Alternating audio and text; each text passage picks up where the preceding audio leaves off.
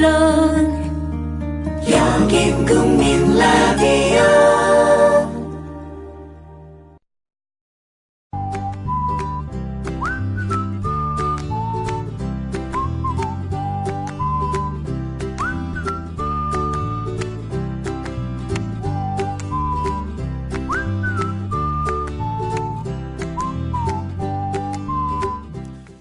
장희빈과 숙종 사이에서 태어난 경종이 4년 만에 죽죠.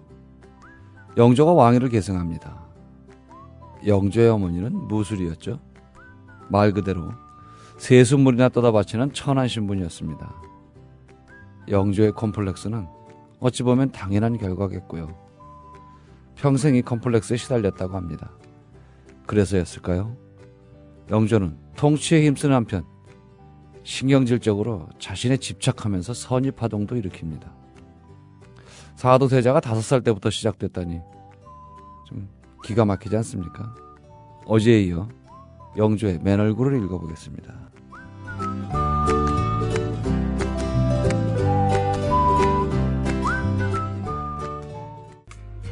커피. 이제 아무거나 마시지 말자. 커피를 즐기는 사람들에게 질 좋은 한 잔의 커피는 하나의 권리입니다. 커피를 나는 전문가가 정성을 다한 로스팅으로 만든 제대로 된 커피. 제제 원두커피로 여러분의 권리를 누려보세요. 02-749-1002 주소창에는 카페제제.co.kr 그리고 검색창에는 카페제제를 검색하세요. 카페제제는 서울 용산구에 위치해 있습니다. 카페제제는 카페가 아닙니다. 커피 전문 인터넷 쇼핑몰입니다. 헷갈리지 마세요. 회식 후에 고고 안전하게 고고 집에 갈 땐 고고 회식 후에 안전하게 집에 갈 땐 고고 대리운전. 말로 거는 대리운전 고고 대리운전 1636 누르고 고고 대리운전. 네네, 고고 대리운전입니다. 이젠 누르지 말고 말로 걸자고요. 말로 거는 대리운전 고고 대리운전. 엄마, 손아돼지는 안 돼요. 말하는 전화 문의는 1636 누르고 말하는 전화라고 말해주세요. 고고 대리운전 수익금의 일부는 국민TV에 후원됩니다. 김대리, 우리 회사 대표번호 신청했나? 네, 사장님. 말로고는 1636 말하는 전화에 신청했습니다. 에? 아니, 전화를 말로 걸어? 네, 어려운 번호 대신 1636 누르고 상호명을 말하면 바로 저희 회사로 연결된다고요. 이제는 번호를 알릴 필요도 없어요. 기억하세요. 상호, 브랜드, 명사로 단 하나뿐인 번호의 주인이 될 수 있습니다. 문의는 1636 누르고 말하는 전화라고 말씀하세요. 뇌에는 근육이 없습니다. 최근 섹시한 뇌를 위한 체육관 국민라디오 전영관의 30분 책 읽기. 네, 오늘도 한신대학교의 얼짱 교수 김준욱 교수님 모셨습니다. 얼짱 교수라고 하는 거에 대해서는 저는 스스로 인정을 하죠. 저는 장동건, 원빈, 현빈 정도 수준이다. 그쯤 됩니다. 이야기하는데 네. 제 아내나 네. 주변 사람들은 거의 그 수준은 아니다. 아, 거기까지는 아니다. 거기까지도 아니고 아예 아니다. 예. 하여튼 그렇게 칭찬해 주셔서 대단히 아니 감사합니다. 굉장히 이제 우리가 이게 책 읽기 프로에서 외모 얘기를 하면 그렇지만 굉장히 친근감 있는 얼굴이에요. 아, 그렇죠. 제 얼굴 자체가 상당히 친근감이 보기에 있죠. 이렇게 편안하고 예. 장동건 씨한테는 죄송합니다만 좀 부담스럽잖아요. 그렇죠. 그런 사람들 얼굴은 우리 얼굴들하고 좀 다르죠. 예, 우리 얼굴이 나요. 에이. 하여튼 얼굴 이야기부터 나오게 됐는데 아니 조금 전에 그 멘트 하실 때 어쨌든 사도세자 이야기, 영조의 이야기 그러면서 영조가 이제 5살 때 그 사도세자가 5살 때 영조가 이제 양위파동했다는 이야기 하지 않았습니까? 제가 어제 이어서 오늘 이제 이 책에 대한 이야기를 하는데 이 두 얼굴의 영조, 이 저자 김백철 선생하고 저하고 크게 견해가 다른 게 두 가지예요. 그러니까 하나가 바로 영조가 이분은 네. 양위 파동을 굉장히 많이 했는데 그게 다 네. 진심이었다. 아, 진심이었다. 예, 그렇게 이야기하는 부분에 대해서 저는 좀 아니다. 이런 생각을 좀 하는 것이고 그리고 또 하나가 이분이 그 사도세자를 죽이는 과정에서 사도세자에 대해서 정말 이 자신의 권력욕이나 이런 것들이 아니라 민국을 위해서 사도세자를 희생시키는 어제 말씀하신 것처럼 그런 식의 생각 이게 두 가지가 좀 다르다고 보고 있는데 사실 5살짜리한테 나라를 맡기겠다. 그 영조실록에 보게 되면 분명히 이렇게 되어 있어요. 처음 사도세자가 5살 때 그것도 12월이에요. 12월 얼마나 추울 때입니까? 그때 이제 양위 파동을 일으키면서 했던 양위 교서가 있어요. 교서의 내용이 첫 마디가 이제 세자 나이 5세가 되었으니 나라를 다스릴만 해서 내가 양위를 하겠다 이렇게 써 있거든요. 그게 어찌 진심일까요? 아이 말도 안 돼. 5살짜리한테 어떻게 말도 안 되죠. 제가 우리 큰아들이 지금 20살인데 요즘 그놈 많이 크기는 했습니다만 생각도 많이 깊어지고 얘가 대학 들어가더니 진짜 달라졌더라고요. 그래도 그놈한테 제가 우리 가족을 맡긴다? 쉽지 않죠. 쉽지 않아요. 본인은 뭐 지가 아버지 잘못되면 자기가 다 책임질 거예요. 이러고는 있지만은 뭐 그거는 뭐 택도 안 되는 이야기고 제가 건강해도 살아야죠. 자, 그렇다고 한다면은 영조가 전율의 군주로 어떻게 시작이 됐을까? 이게 되게 중요한 거예요. 영조가 이제 30년이 지나서 31년째 되던 해였죠. 그때가 이제 영조가 31살에 왕이 됐고 30년 되던 해가 이제 한갑이 된 거 아니겠습니까? 그죠? 그리고 나서 이제 62살이 되던 해 이야기죠. 그런데 1월 달부터 나라에서 이상한 사건이 생기기 시작을 하는 거예요. 그게 어떤 거냐면 공주 관하에서 화약이 4,000근이 도난을 당합니다. 거기다가 또 다른 지역에서 막 화약이 또 막 도난을 당하고 반란의 조짐인가요? 그렇죠. 그리고 한 곳에서 총알이 6만 발이 이제 또 도난을 당하는 거예요. 야, 이게 막 이제 뭔가 막 이런 이상한 조짐들이 막 생기는 거죠. 그런 과정에서 5월 달에 나주 관하의 객사에서 하나의 괴서가 붙습니다. 벽서 사건. 그렇죠. 이게 바로 이제 나주 벽서 사건이라고 하는 거죠. 근데 이 괴서 사건이 이제 그런 거죠. 뭐 영조를 국왕으로 인정하기 어렵다. 뭐 이제 이런 정도의 이야기 아니겠습니까? 그래서 영조가 여기에 대해서 처음에 굉장히 반응을 이제 무덤덤하게 해요. 야, 그거 뭐 옛날 이인좌 반란에 이 잔당들이 말이야 이렇게 숨어서 한 거다 이게 뭐 괜찮아 이제 대인의 풍모를 보이죠. 그럼에도 불구하고 좀 찜찜하고 하니까 그렇죠. 야, 그 조사 좀 해서 뒷조사는 했겠네요. 잡아와라 이렇게 했던 거죠.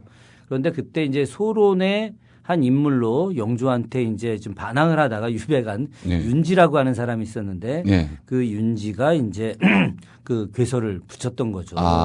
그래서 이제 올라왔어요. 올라와서 이제 그 신문을 하는 과정에서 이 사람들이 그냥 잘못했습니다. 막 이렇게 나왔어야 되는데 너무 당당한 거야. 이 사람들이.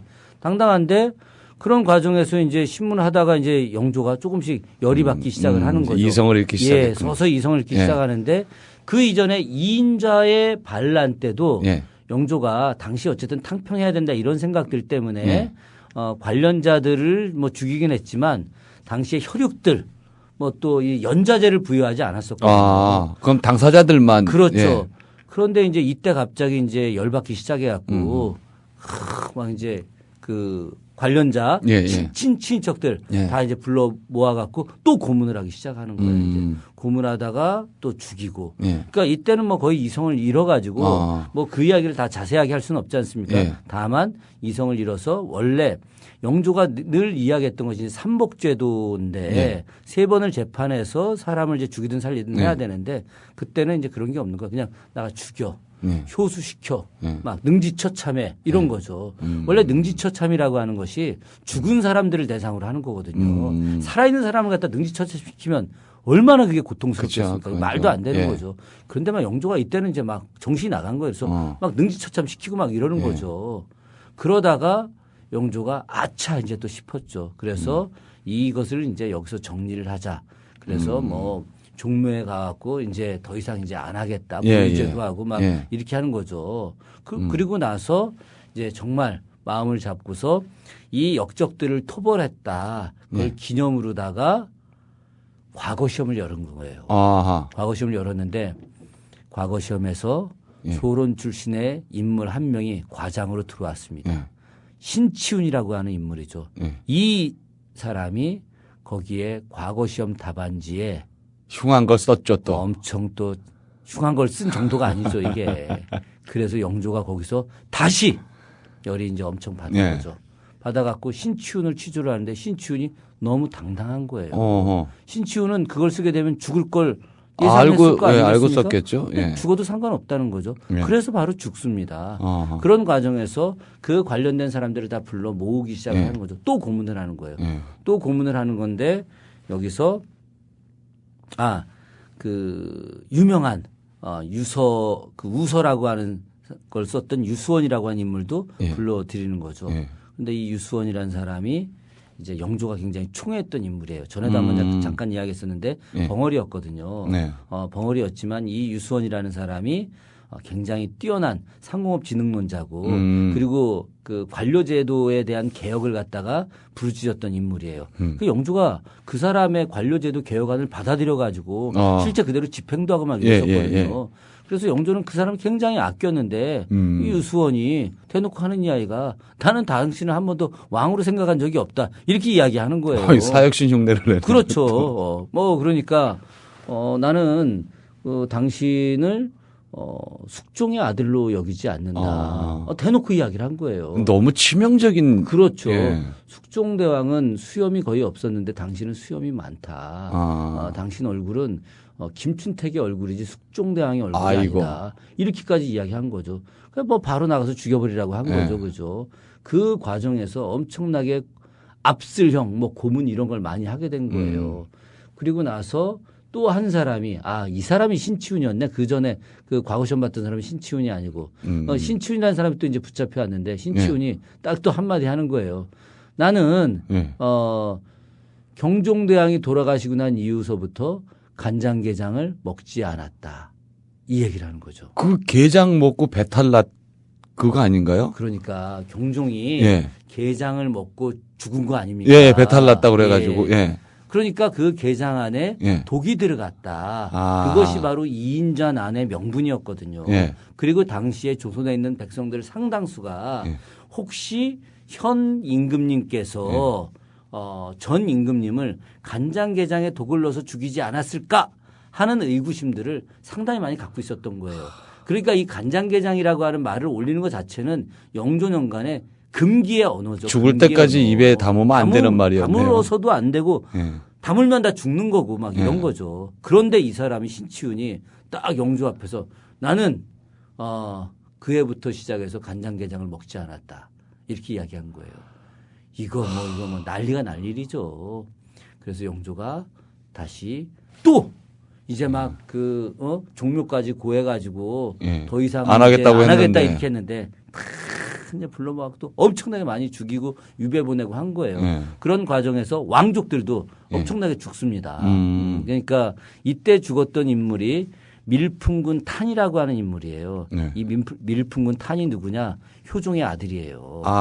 옛날에 이제 효종의 아들이 아니라 소현세자 아들. 소현세자 아들. 소현세자 아들 셋이 다 죽지 않았습니까? 그죠? 그 제주도로 유배를 갔다가 그 중에 하나만 살아남았는데 이 사람이 밀풍군 탄인데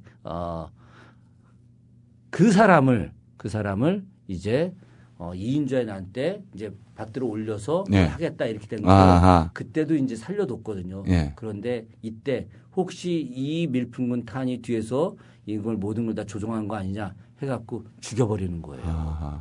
그리고 자기 조카들 막 뭐 이렇게 반개 조카들 불러다가 다 죽여버리고 이런 식으로 이제 엄청나게 공문을 가서 죽이게 됐죠.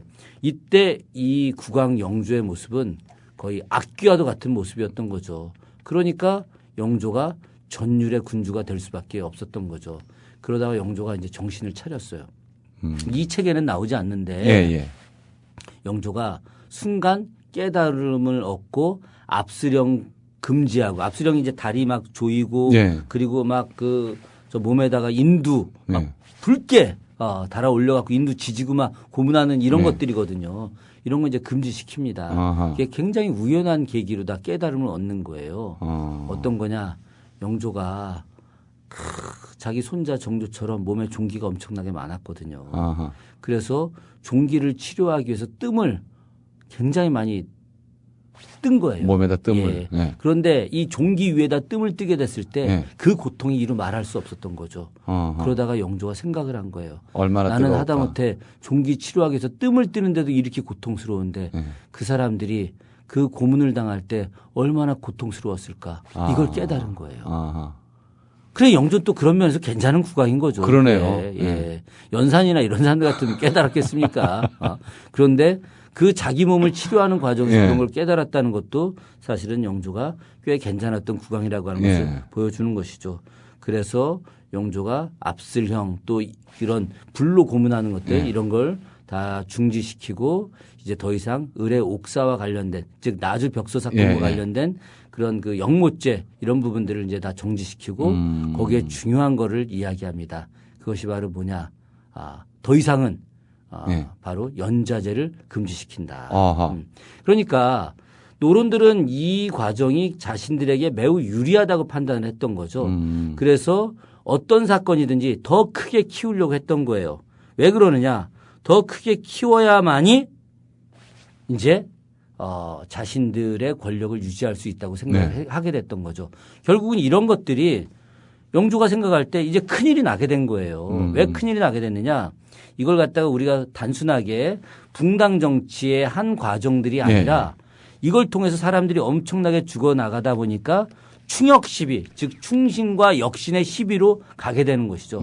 충역 시비가 되니까 어떻게 되겠습니까?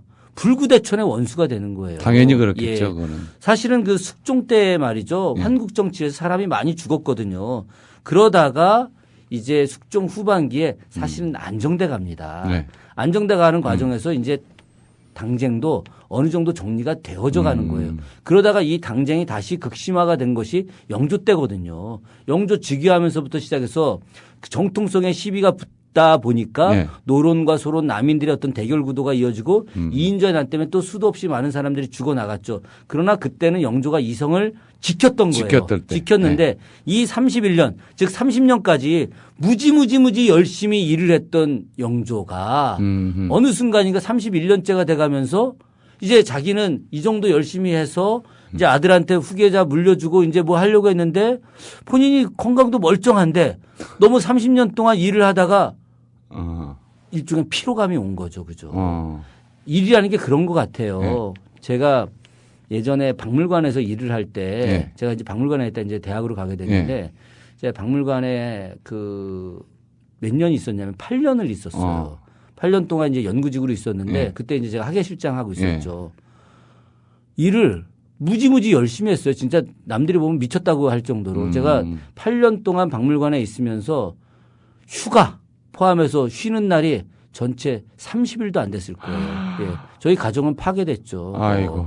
제가 박물관에서 일하는 게 너무 좋아가지고 매일같이 나가 있는 거예요, 그냥. 그러니까 우리 저 집사람하고 애들하고 어머니는 도대체 왜 이렇게 나가서 일을 하느냐.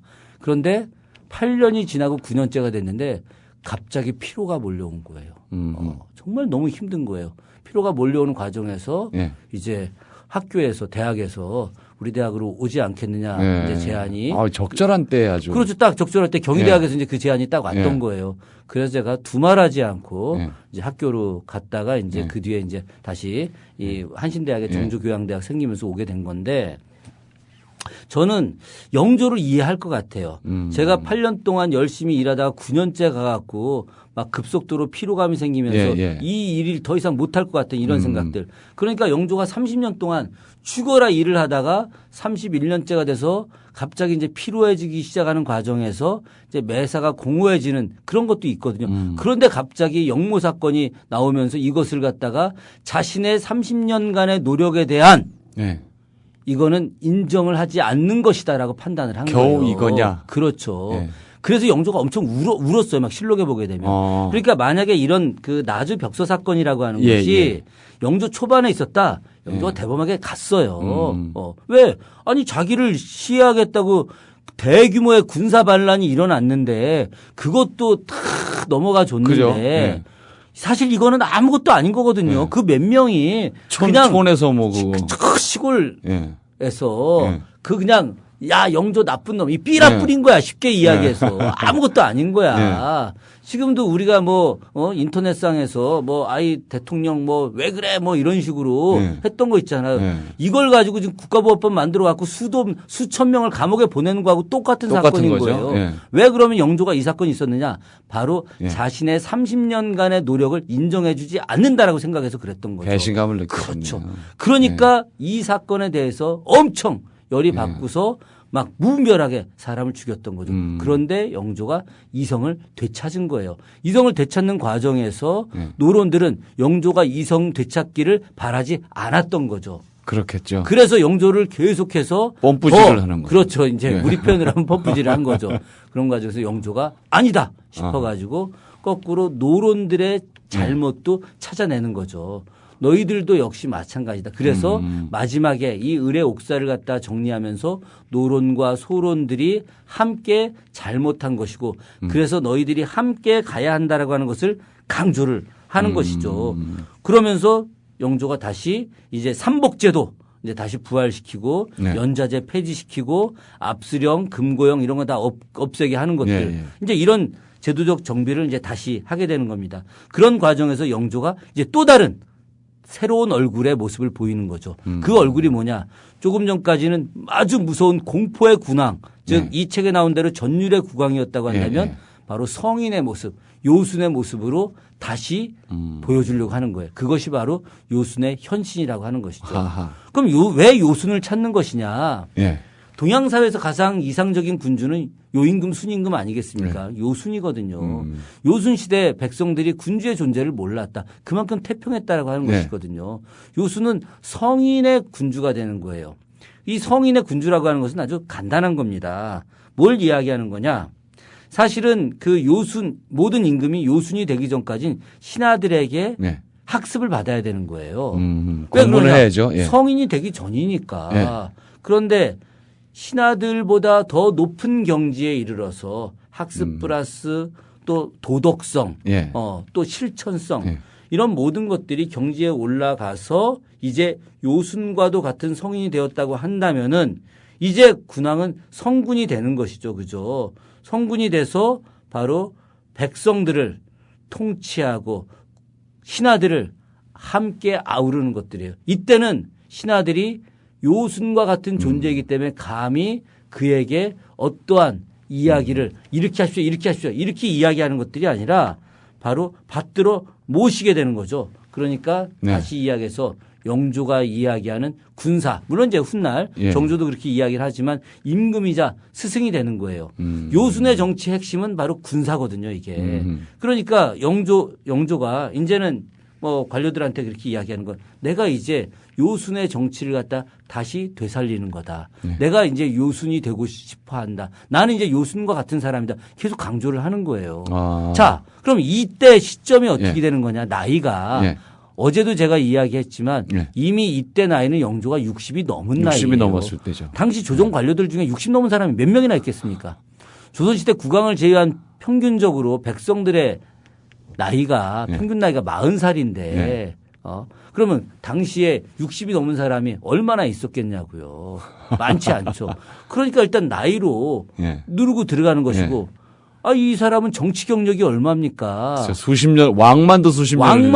왕만 지금 이제 35년이 넘어가는 건데 왕만 그 밑에 왕세제 시절이 4년 아닙니까? 그럼 도합치면 이제 40년 가까이 되고 그 밑에 왕자 시절.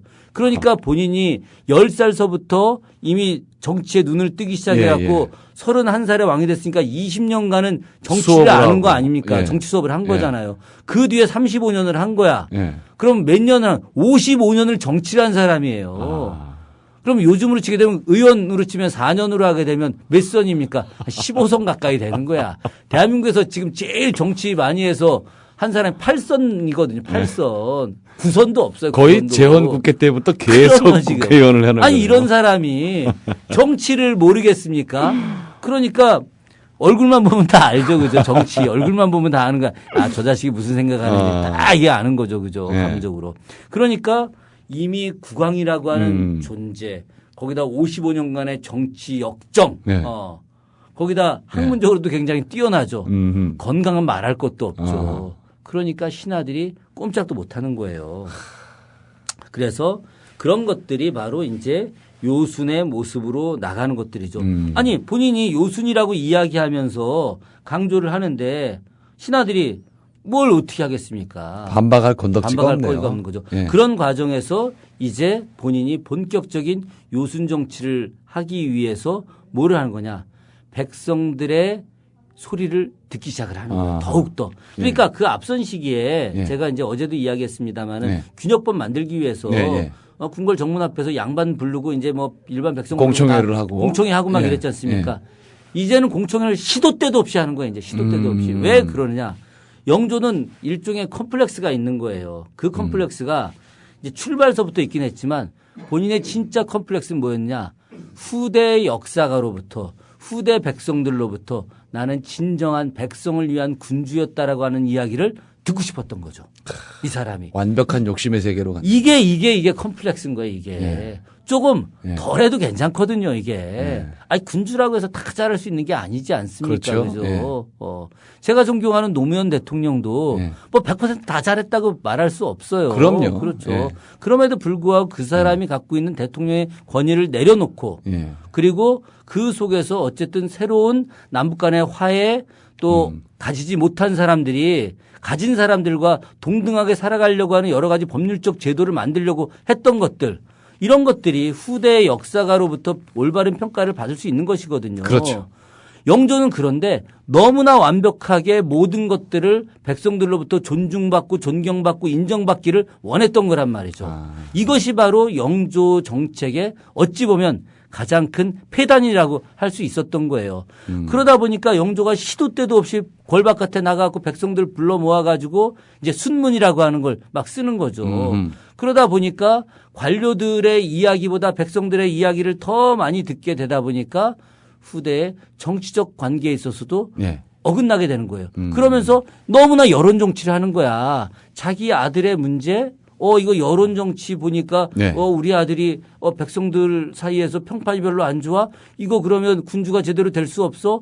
내가 금주령 내렸는데 말이야. 술을 먹고 일반 관리들도 술 처먹고 이 자식도 술 처먹고 이거 안 되겠어. 이거는 나를 능멸하고 무시하는 거야. 백성들이 원하지 않는 군주는 존재할 수 없어. 이렇게 되는 거죠. 이런 것들이 사실은 사도세자를 죽음으로 몰아가게 한 것들이고 영조 후대에 더 극렬한 붕당 정치의 폐단을 갖고 한 것이고 바로 자신들을 실제로 지지하려고 했던 세력들을 갖다 실각시켜서 후대 정조가 왕이 되는 과정을 굉장히 어렵게 만들었던 원인이 되기도 했던 거죠. 그러니까 영조를 통해서 볼 수 있는 것은 너무 과도한 이상적인 그 국왕으로서의 존재를 하려고 했던 것이 오히려 더 안 좋은 것이다라고 하는 것을 우리는 또 확인할 수가 있다라고 하는 것이죠. 욕심이 지나쳤다는 얘기네요. 그렇죠. 자, 오늘 여기까지 영조의 두 얼굴의 영조 이야기 들어봤습니다. 오늘 교수님 고맙습니다. 예, 고맙습니다. 네. 피아노를 배우고 싶었거나 또 배우다 포기한 엄마는 딸에게 피아노를 강요하곤 합니다. 아버지도 자신이 이루지 못했거나 갈망했던 것들을 자식에게 주문하죠. 부모라면 뭐 대부분 비슷하겠습니다만 이게 정도를 지나치면 아이의 정신세계에 심각한 상처를 남깁니다. 피아노 근처에도 가지 않으려는 심리가 생기는 거죠. 어쩌면 영조도 이와 비슷한 아버지였을 겁니다. 자신의 정통성을 비웃는 신하들 때문에 집권 후반기까지 극심한 스트레스를 받았죠. 영조는 마흔에 얻은 아들 사도세자에게 스파르타식 교육을 시키게 됩니다. 당연히 부작용이 생겼겠죠. 조선 최대 비극의 발원지가 바로 이 지점 아닌가 싶습니다. 역사를 통해서 정치 지형을 살피는 것도 좋지만 왕실의 가족사를 통해서 현재 우리들이 어떻게 해야 옳은지 타산지석으로 삼는 것도 의미가 충분합니다. 애청자 여러분들도 잘 생각해 보시기 바랍니다. 혹시나 자신이 아쉽게 생각했던 부분을 아이들에게 강요하는 건 아닌지 말입니다. 아이가 지속적으로 거부한다면 방향 전환을 고려해야 합니다. 사랑하는 내 아이에게 깊은 상처를 남길 필요는 없으니까요. 오늘 순서 마치겠습니다. 지금까지 30분 책 읽기 전영관이었습니다.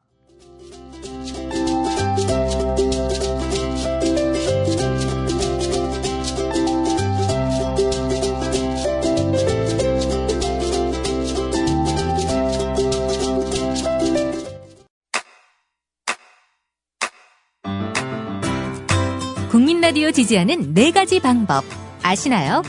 다운로드하기, 별점 주기, 댓글 달기, 구독하기.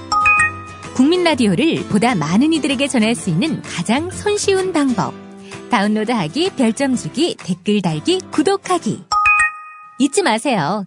다운로드하기, 별점 주기, 댓글 달기, 구독하기.